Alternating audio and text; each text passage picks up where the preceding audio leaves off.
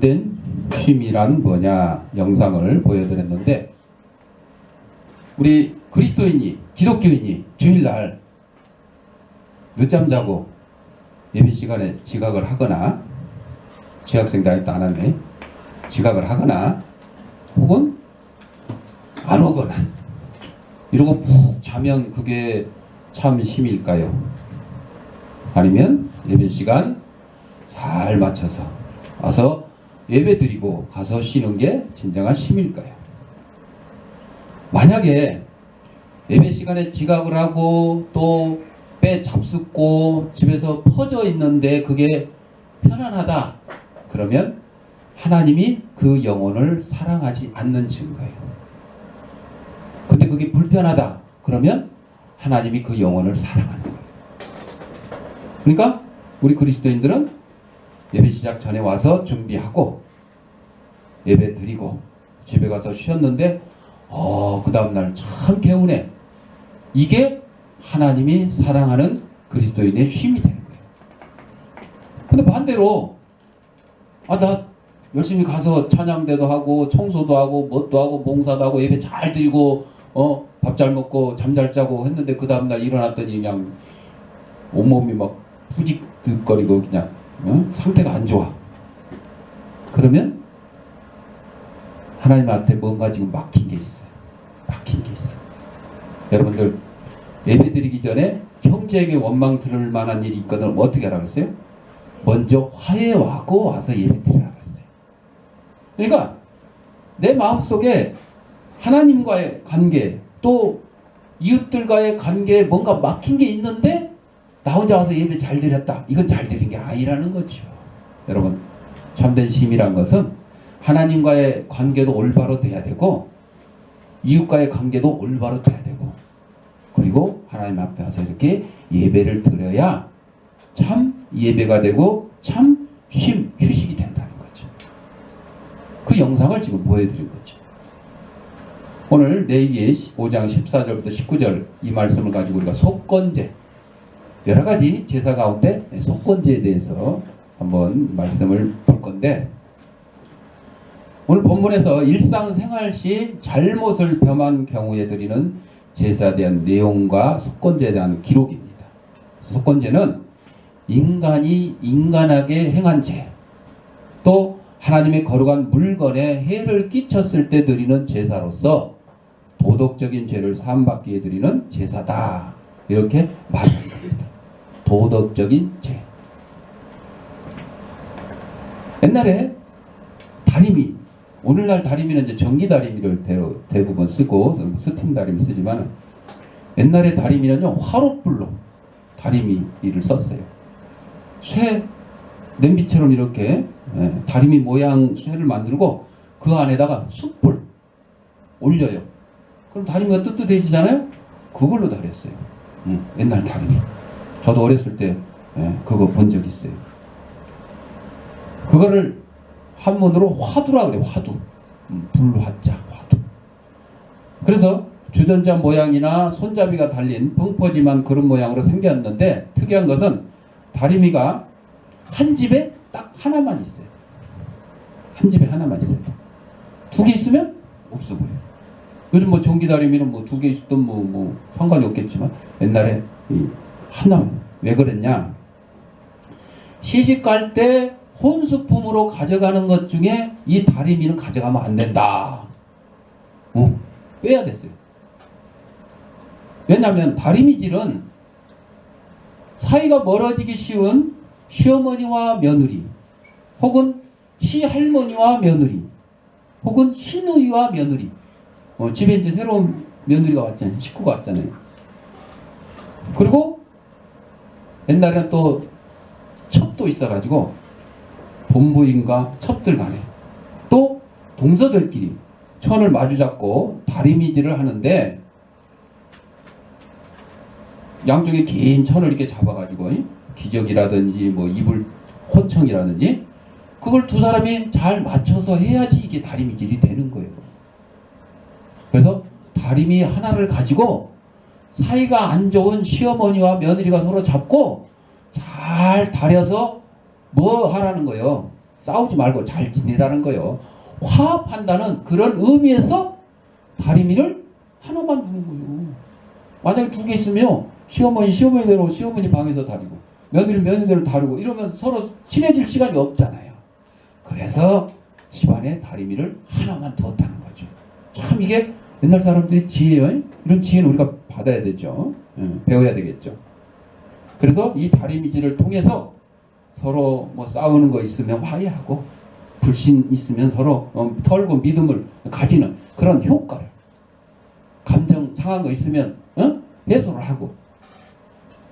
그래서 우리 조상들이 다리미를 통해서 가정의 이질적 요인을 자연스럽게 동질화시키는 지혜를 보여주는데, 바로 이런 것처럼 이 속건제 같은 거예요. 속건제. 사람들 간에 죄진 거 있으면, 하나님 앞에 죄진 거 있으면 속죄제를 드리는 거예요. 근데 속건제는 사람과 죄진 거 있으면 속건제를 드리고, 하나님의 물건, 성물을 망친 게 있으면 이때 속건제를 드리는 거예요. 예를 들어 여러분들이 교회 와서 뭐 예배 드리다가 뭐 정수기를 망가뜨렸다든지 냄비를 찌그러뜨렸든지 이랬을 때 요새 말로 말하면 속건제를 드리는 거예요. 그거 제가 좋은 걸로 하나 사다 놓겠습니다. 이렇게 해서 사다 놓을 거 아니요. 나 몰라. 나 안 그랬어. 이런 사람들은 없을 거예요. 그게 이제 속건제의 의미죠. 자, 그래서 오늘 읽지 않는 1절부터 6절에 보면 속죄제를 요구하는 죄의 유형에 대해서 말씀을 해주고 있는데, 이 속건제에 들어가기 전에 속죄제에 대해서 설명을 해주고 있어요. 그래서 속죄제 일반적인 규례에 대해서 가르치신 하나님께서는 계속해서 속죄제를 드려야 할 범죄 여러 유형에 대해서 말씀을 했는데, 1절부터 6절에 보면 세 가지 유형이 나와요. 첫째, 거짓 증언을 했을 때. 거짓 증언을 했을 때는 속죄제를 드려야 돼요. 하나님 앞에 죄진 거니까. 두 번째, 거짓 증언 알죠? 주로 이제 그 재판할 때 증인, 저 사람이 뭐 어쩌고 저쩌고 하는 거 봤습니까? 들었습니까? 그랬을 때 사실대로 말하겠습니다. 선서하고 얘기하는 거예요. 사실대로 말 안 하면 어떻게 해요? 위증죄로 처벌받습니다. 경고하잖아요. 이런 거짓 증언. 그래서 증언을 할 때는 꼭 한 사람이 아니라 성경에 보면 두세 사람이라고 그래서 두세 사람. 왜? 한 사람이 짜고 거짓으로 그 사람한테 유리한 증언을 해줘가지고 진짜 죄인을 죄인 아닌 것처럼 만들 수 있고, 또 죄 없는 사람을 죄인으로 뒤집어 씌울 수도 있잖아요. 그래서 두세 사람의 증언을 들어보고 이렇구나 저렇구나 맞구나. 여러분, 한 사람과 한 사람이 서로 말을 맞추기는 쉬워요. 그러나 3명 이상이 말을 맞추기는 어려워요. 그래서 경찰이나 검찰이나 이런 데 가서 조사할 때요, 물어보고 또 물어보고 물어보고 또 물어보고. 아니 아까 물어봤잖아요. 저 사람이 물어봤잖아요. 이 사람이 또 물어봐. 왜? 자꾸 물어봐서 아까 한 말이 맞는지 또 확인하는 거예요. 확인하는 거예요. 그렇게 해서 철저히 잘못된 것이 있는지 잘못된 것이 없는지 확인하려고 그런 거예요. 자, 이렇게 거짓 증언을 했을 때 속죄죄를 요구하죠. 또 부정한 것에 접촉하여 몸이 부정한 경우. 그래서 옛날 성경 보면 예를 들어 문둥병 환자한테 접촉을 했다든지 뭐 이런 식으로 그런 것들. 그래서 우리 몸이 청결하지 못하고 정결하지 못할 때, 이럴 때 속죄죄를 드리겠죠. 세 번째로 경솔하게 맹세한 경우. 사사 있다가요 전쟁에 나가서 확 싸우고 오겠는데 하나님 앞에 약속을 해요. 내가 전쟁에 가서 싸우고 승리하고 돌아오면 제일 먼저 나를 환영한 사람을 하나님 앞에 제물로 드리겠습니다. 아니 그 쓸데없는 약속을 왜 하냐고요. 아니 하나님이 언제 사람 바치라고 그랬어요? 아니잖아요. 아브라함이 이삭을 바치라고 할 때는 시험으로 그랬잖아. 이삭을 실제로 제물로 바친 거 아니잖아요. 아브라함이 얼마나 하나님을 믿고 따르는지 시험하기 위해서 그런 거잖아요. 근데 이 사사입다는 하나님이 시키지 않는 쓸데없는, 여러분 이런 거 하면 안 돼요.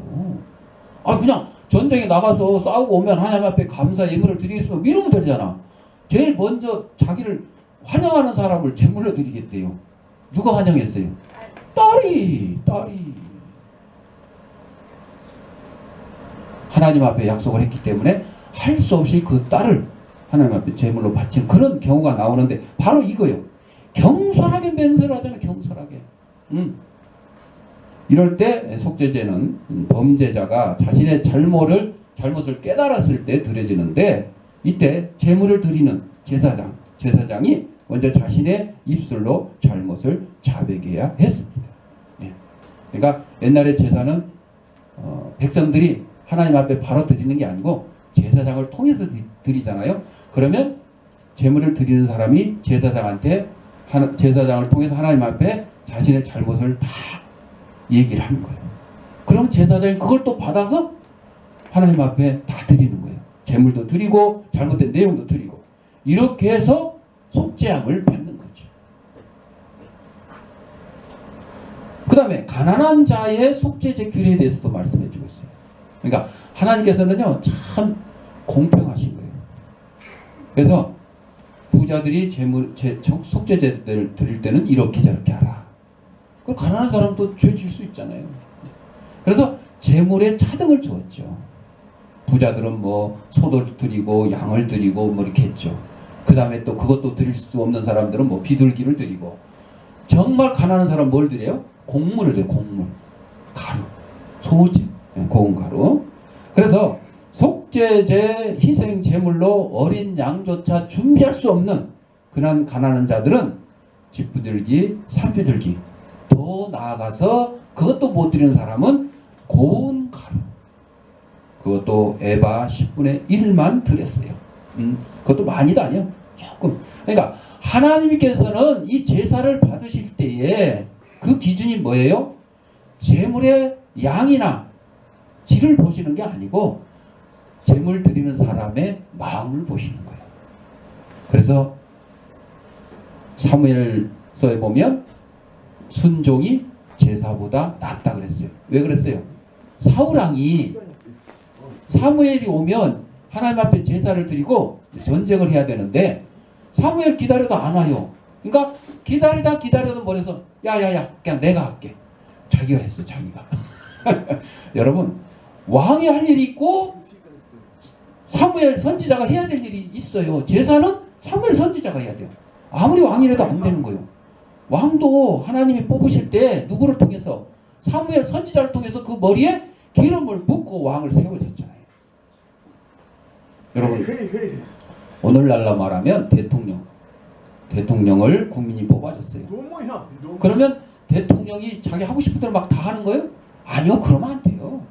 국민의 뜻에 따라서 해야 돼요. 그러니까 국민의 뜻을 물어보고 국민의 뜻에 합당하게 정치를 하는 거예요. 그런데 대부분의 대통령들이 어떻게 하냐? 지 하고 싶은 대로 다 해놓고 나중에 뭐라 그래요? 국민의 뜻에 따라 했다 그래요. 응. 국민이 이렇게 하라 그랬다는 거예요. 아니요. 그렇지 않아요. 그러니까 대통령 지나고 나면 꼭 그냥 막 문제가 생기는 거예요. 우리나라 대통령들이. 그래서는 안 돼요. 지금 우리 문재인 대통령도 그렇게 해서는 안 돼요. 잘하는 것도 있지만 또 잘못하는 것도 있어요. 보니까 저건 국민의 뜻이 아닌데 막 이런 것들이 막 자꾸 드러나요. 그래서 그런 건 그렇게 하면 안 됩니다 하고 또 사람들이 얘기하잖아요. 그래서 그것도 바로 잡으면 돼요. 잘못한 거 내가 어제는 이렇게 이거 잘못했구나. 그래서 오늘은 국민의 뜻을 물어보고 국민의 뜻에 합당하게 이렇게 하면 되는 거죠. 자, 순종이 제사보다 낫다. 하나님께서는 우리 성도들에게 원하시는 것이 뭐예요? 순종이에요. 하나님 앞에 열심히 봉사하고 전도하고 뭐 헌금 드리고 이거를 원하시는 게 아니고 순종이에요. 여러분 순종을 잘하는 사람이 봉사 안 하겠어요? 순종을 잘하는 사람이 전도 안 하겠어요? 순종을 잘하는 사람이 하나님의 거 띄어먹겠어요? 아니죠. 근데 거꾸로 봉사는 잘했는데 알고 봤더니 하나님 앞에 순종한 것이 아니고 사람들한테 보이려고 했다. 이런 경우가 있잖아요. 전도를 잘했는데 알고 보니까 하나님 앞에 순종한 것이 아니라 사람들한테 잘 보이려고 전도상 타먹으려고 그랬구나. 이런 경우가 있잖아요. 그래서 순종이 제사보다 낫다. 자, 그래서 이번에는 이제 속건제 규례에 대해서 14절부터 19절까지 설명을 해주고 있는데 앞에 속죄제를 드려야 될 범죄 유형 또 가난한 자를 위한 속죄 규례를 가르치신 하나님께서는 이어서 이 속건제에 대한 규례에 대해서 지시를 합니다. 이 속건제 제사는 죄사함과 아울러 손해배상의 성격이 강하게 나타나는 제사입니다. 손해배상까지. 예를 들어 남의 물건을 훔쳤으면 성경에 보면 거기에 5분의 1을 더해서 갚아라 이런 내용이 있어요. 배상하는 거예요. 여러분 남의 돈 10,000원을 훔쳤는데 10,000원만 갚으면 이거는 도둑놈 처벌을 하는 게 아니에요. 그래서 5분의 1을 더해서 갚으라는 거예요. 이자는 아니고 그거는 배상의 판결입니다. 그래서 속건제를 드려야 할 때 유형별로 오늘 14절부터 16절에 보면 성물을 범가했을 경우 하나님의 성전에 있는 물건을 그래서 여러분 구약 성경에 여호와의 법궤가 있어요. 법궤 안에는 십계명 2돌판 아론의 쌍난 지팡이 그리고 만나가 담겨져 있는 돌 항아리 이렇게 들어있었어요. 그거를 아무나 메고 다니는 게 아니고 누가 메야 돼요? 제사장. 네 지파의 제사장들이 그걸 메는 거죠. 그런데 그걸 함부로 다른 사람이 건드렸다가 벌받은 사람이 성경에 나와 있어요. 그런 것처럼 하나님의 거룩한 성전에 여러 물건들을 또 여러 장소를 누가 들어가야 되고 누가 만져야 되고 누가 옮겨야 되고 천막도요. 그 광야 시대에는 이 회막 성막을 만들었는데 그것도 기둥은 누가 들고 다 그거 정해져 있어요. 그 정해진 대로 하는 거예요. 찬양은 또 누가 해야 되고 이렇게 정해져 있어요. 그거를 위반했을 때 이 속건제를 드려야 된다 그런 거죠. 두 번째로 여호와의 금령을 범했을 경우에 금령이 뭐예요? 계명이요, 계명. 규칙이에요, 규정이에요. 하나님께서 이렇게 해라 저렇게 하라 한 것들 또 하지 말라 한 것들 성경을 보면 하란 것도 있고 하지 말란 것도 있어요. 근데 여러분 해라 그런 거는 여러분들 하고 싶은 거예요? 하기 싫어. 안식일을 기억하여 거룩히 나 빼먹고 싶은데 늦잠 자고 싶은데 친구하고 놀러 가고 싶은데 하란 거는 또 하기 싫은 거예요. 근데 반대로 또 하지 말란 건 또 하고 싶어. 살인하지 말라, 도둑질하지 말라, 거짓 증거하지 말라. 목사님 하고 싶은 거 해야 돼요. 그러다 보니까 어떻게 해요? 저 미운 놈 그냥 뒤에 가서 한번 그냥 찌르고 싶은데 저 물건 내가 가져오고 싶은데 저거 내가 아주 미워하는데 싫어하는데 내가 거짓말 시켜서라도 저거 선생님한테 혼나게 만들어야 되는데 이런 경우도 있잖아요. 그래서 성경에 나와 있는 거 하라 그런 거는 우리가 하기 싫은 것들 하지 말라 그런 건 그냥 하고 싶은 것들 이렇게 구분돼요. 우리 인간의 본성이 그래. 본성이 우리의 본성이 왜 그랬어요? 아담의 원죄로 말미암아 악해졌기 때문에 그래요. 그래서 좋은 것은요 하라 해도 안 하고 나쁜 것은 하지 말라고 해도 하는 거예요. 아이들한테 뭐 여러분 욕 가르치는 부모 있어요? 학교에서 욕 가르치는 학교 있는데 공부보다 더 잘해요. 욕은 나쁜 말과 행동은 더 잘해요. 왜? 우리의 본성이 악하기 때문에 그래요. 그래서 이렇게 하나님의 법을 계명을 어겼을 때에 이 속건제를 드린다. 또 이웃에게 범죄를 했을 경우에 이렇게 이제 세 가지로 나눈 겁니다. 이웃에게 범죄하는 건 뭐예요? 남을 뭐 욕하거나 시기하거나 질투하거나 뭐 때리거나 뭐 물건을 훔치거나 남의 물건에 손해를 끼치거나 뭐 그런 것들을 얘기하죠. 이랬을 때 이 속건제를 드리게 돼 있어요. 그래서 이 제사는 다른 제사, 번제, 소제, 화목제, 이 속제제와 달리 배상의 성격이 특히 강했습니다. 속죄의 근본 정신인 화해를 위해서 그에 준하는 배상, 즉 대가가 반드시 지불돼야 한다는 사실을 말해줍니다. 아니 남을 막 때려가지고 전치 3주의 부상을 입혀놓고 미안하다 우리 사이좋게 지내자 이러고 끝내면 이게 화해가 돼요? 안 돼요. 남을 때려서 전치 3주의 부상을 입혔으면 어떻게 해야 돼요? 치료비 물어줘야 되고 당연히 사과해야죠. 미안하다. 내가 그냥 성질 나서 그랬다. 아니면 실수를 했다. 사과도 하고 치료비도 물어주고 그리고 3주 동안 일 못하면 거기에 해당하는 인건비도 물어줘야 돼요. 생활비도 물어줘야 되는 거예요. 위자료. 그래야 이게 진정한 화해가 되는 거고 진정한 이 속건제가 되는 거예요. 그냥 뭐 악수만 하고 사이좋게 안 되는 거죠. 다른 사람에게 피해를 줬을 때는 반드시 배상을 해야 됩니다. 그래서 이걸 왜 이렇게 하나님께서 만들으셨냐? 하나님은 공의로우신 하나님이시기 때문에 우리의 죄 때문에 죄값을 치르기 위해서 반드시 피를 흘려야 된다. 이렇게 말씀하신 하나님께서는 이웃을 위해서 손해를 끼친 사람은 반드시 배상을 해야 된다. 이런 원칙을 우리에게 정해주신 겁니다. 그래서 그랬는데 여러분 이웃에게 손해를 끼쳤는데 내가 배상할 능력이 안 돼. 그럴 때는 어떻게 돼요? 누가 대신 갚아주기라도 해야지. 우리 형님이 갚아주든지 부모님이 갚아주든지 친구가 와서 대신 갚아주든지. 그래서 갚아줘야지요. 내가 못 갚으면 누구라도 대신 갚아줘야 돼요. 바로 그 대신 갚아주는 게 뭐예요? 대속이에요. 대속. 우리가 하나님 앞에 죄를 지었어요. 그 죄값을 우리가 뭘 흘려야 된다고? 피를 흘려야 되는데 우리가 피를 못 흘리니까 그걸 누가 대신해 주셨어요? 예수님이 대신해 주신 거예요. 예수님이. 뭐 하려고? 하나님과 우리하고 사이좋게 화목하라고 대신 피를 흘려주신 것이에요. 그래서 예수 그리스도께서 완전한 우리의 속건 제물이 되어주셨다. 그러니까 속죄 제물도 되어주셨고 속건 제물도 되어주셨다.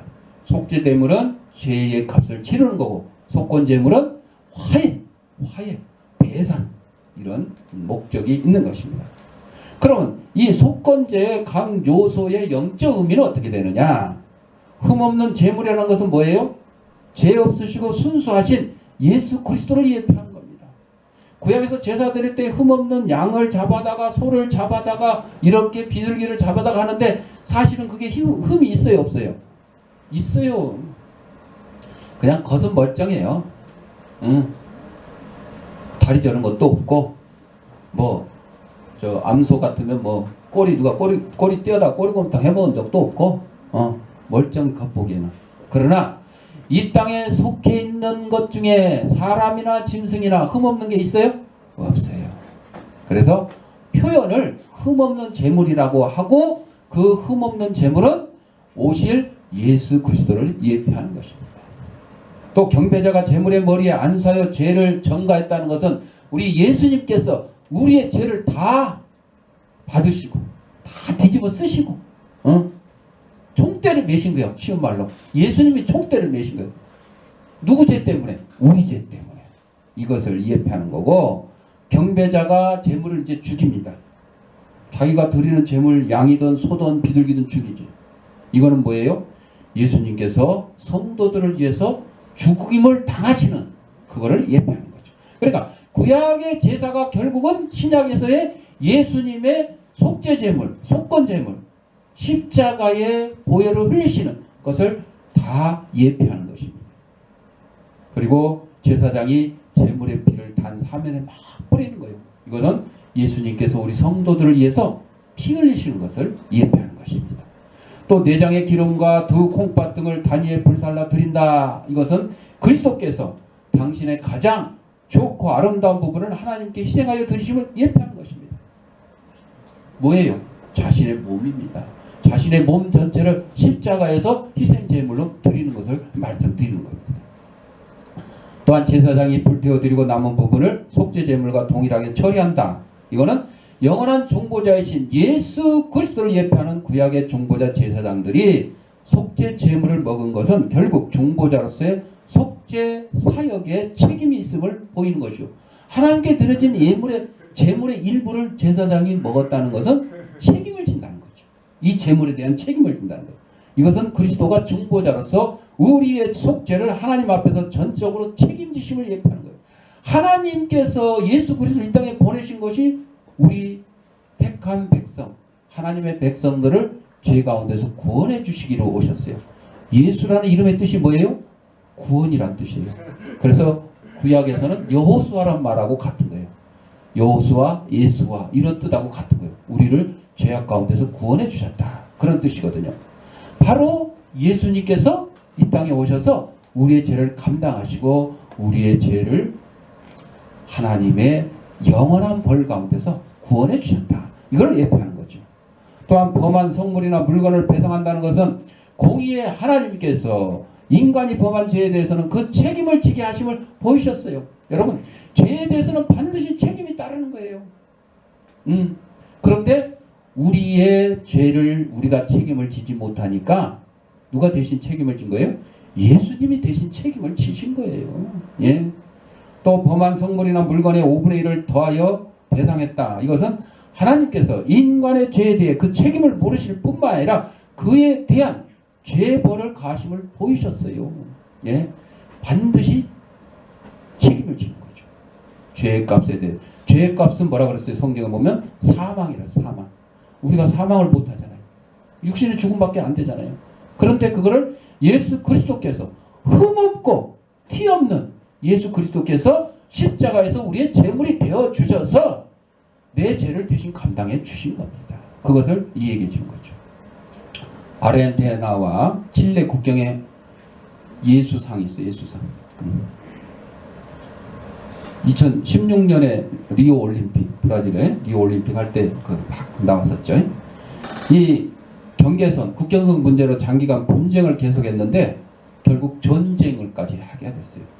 그런데 1900년 부활절 아침에 아르헨티나의 한 사제가 그리스도의 부활 및 사람과 사람, 나라와 나라 사이에 서로 화해하고 형제의 우정을 맺는 것이 예수님의 가르침이다. 이렇게 강론을 했어요. 그래서 이 설교를 듣고 아르헨티나 각지에서 뿐만 아니라 국경 넘어 칠레까지 가서 막 이 설교를 했습니다. 우리 서로 사이좋게 지내야 된다. 이 부활절 아침을 맞이해서 예수님이 우리를 죄 가운데서 구원해 주시고 하나님과 화해시켜 준 것처럼 우리 아르헨티나 사람, 칠레 사람 서로 화해해야 된다. 이렇게 막 아르헨티나뿐만 아니라 칠레까지 가서 막 설교를 했어요. 그래서 이 노력으로 두 나라가 화해를 하게 되어가지고 이제 전쟁이 끝났어요. 전쟁이 끝나니까 무기가 필요 없어졌어요. 그래서 그 무기를 가지고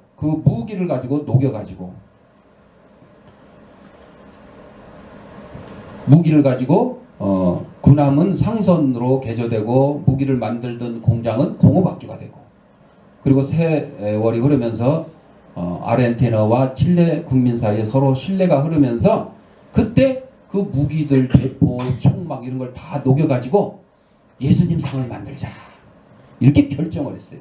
그래서 4년 후에 1900년에 그랬는데 1904년 3월 13일에 예수님의 동상의 제막식이 거행됐어요. 그래서 산꼭대기, 아르헨티나와 칠레 국경에 있는 그 산꼭대기다. 그래서 전에는 적이었으나 이제 두 나라 백성들은 동포에게 느끼는 사랑을 서로 교감을 했어요. 동상이 제막되고 태양이 질 무렵 두 국민들은 무릎을 꿇고 하나님께 기도드렸습니다. 동상 밑에는 다음과 같은 글이 적혀 있는데 구주 예수의 발밑에서 끝까지 유지하기로 서약한 평화를 만약 아르헨티나와 칠레가 깬다면 즉시 이 상들은 산산조각으로 깨어져라. 근데 안 깨어졌어요. 아직까지 사이좋게 지낸 거죠. 그때 모세 나자라 사제가 이렇게 말합니다. 단지 아르헨티나와 칠레에게만 국한되지 않고 우리들은 이 기념상을 세계에 봉헌한 것입니다. 이것에 의해서 세계는 확실히 인류에게 비칠 평화에 관해서 큰 교훈을 배울 것입니다. 그러니까 아르헨티나와 칠레 화해뿐만 아니라 온 세계가 화해하고 서로 평화롭게 지낼 것을 이제 제안을 한 거죠. 그 후로 지금 2017년, 18년이 되었습니다만 이 그리스도의 상은 깨지지도 않고 있고 아르헨티나와 칠레가 화해하고 있고 그리고 말은 없지만 바로 그 사제가 얘기한 것처럼 서로 민족과 민족끼리 나라와 나라끼리 서로 화해하는 것이 예수 그리스도의 정신이다. 이런 설교가 계속 이어지고 있다 하는 것입니다. 사랑하는 성도 여러분, 교회 예배나 봉사에 있어서 안 하는 것보다 낫다 이렇게 하는 경우 혹은 예배 시간에 결석하는 것보다 내가 뭐 지각하는 게 낫지 이렇게 생각하는 경우. 그래서 이거는 소홀히 하는 일, 또 억지로 하는 그런 일들, 이런 일들이 있는지 뒤돌아봐야 돼요. 그래서 자칫 잘못하면 범하기 쉬운 거짓말, 거짓 맹세, 친구와의 우정을 미끼로 자신의 사리사욕만을 채우고자 하는 행위는 인간에게 범하는 단순한 죄가 아니라 누구를 속이는 거예요? 하나님을 속이는 거예요. 여러분, 아무도 없는 곳 같은 곳에서, 어둡고 컴컴한 곳 같아서 남의 뒤통수를 때리고, 또 SNS를 통해서 남을 비방하고, 누가 했는지 모르게 자기 신분 밝히지 않고, 그러면 아무도 모를 것 같죠? 아닙니다. 누가 다 보고 계셔요? 하나님이 다 보고 계십니다. 이러한 것들은 다 하나님 앞에 죄를 범하는 겁니다. 친구를 미워하고, 이웃을 질투하고, 이런 것들. 여러분, 우리 그리스도인들은요, 이런 미워하고 질투하고 이거를 떠나서, 이거는 아예 없애야 되죠. 어떻게 해야 돼요? 사랑하고, 서로 화해하고, 양보하고, 내가 먼저 양보하고, 내가 먼저 사랑하고, 내가 먼저 격려하고, 이렇게 하는 것이 누구의 정신이라고요? 예수 그리스도의 화해의 정신이에요. 바로 오늘 속건제를 드리는 의미를 우리가 찾게 되는 겁니다. 사랑하는 성도 여러분, 열심히 예배드리고 찬양하고 봉사하고 구제하고 전도하고 이러한 모든 일들이 억지로 하는 일이 아니라, 안 하는 것보다 낫다 이런 생각을 하는 것이 아니라, 내가 예수 그리스도의 구원받은 성도로서 당연히 해야 될 일이다. 내 아니면 할 사람이 없다. 이러한 자세로 앞장서는 저와 여러분들이 되시기를 바랍니다. 기도하겠습니다.